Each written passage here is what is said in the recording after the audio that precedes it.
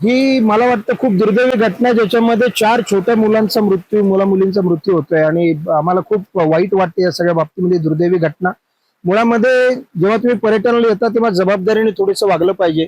अशा ठिकाणी तुम्ही निर्मनुष्य ठिकाणी ही मंडळी आली आणि या स्पॉटवर नॉर्मली कोणी येत नाही. बुशी डॅमच्या पलीकडच्या बाजूला सर्व पर्यटक असतात, पण हे पाठीमागच्या बाजूला आले.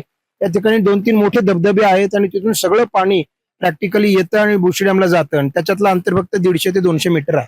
त्यामुळे पाण्याचा प्रवाह प्रचंड होता आणि पाऊस जो पडतोय इथं तो असा स्पोरॅडिक आहे. अचानक मोठी सर येते आणि त्याच्यामुळे पाण्याची पातळी अचानक वाढते आणि त्यामुळे अशा प्रकारच्या माहीत नसलेल्या अपरिचित ठिकाणी अशा प्रकारची मुळामध्ये धोका पत्करणं हे खूप चुकीचं आहे.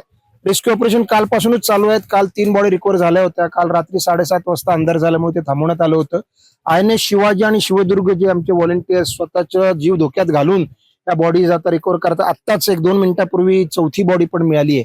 आता एकच बॉडी राहिली आहे. आज सकाळी 7:30 पासूनच INS आणि शिवदुर्गचे डायव्हर्स प्रयत्न करतायत त्याच्यात बॉडी हे करण्याचा.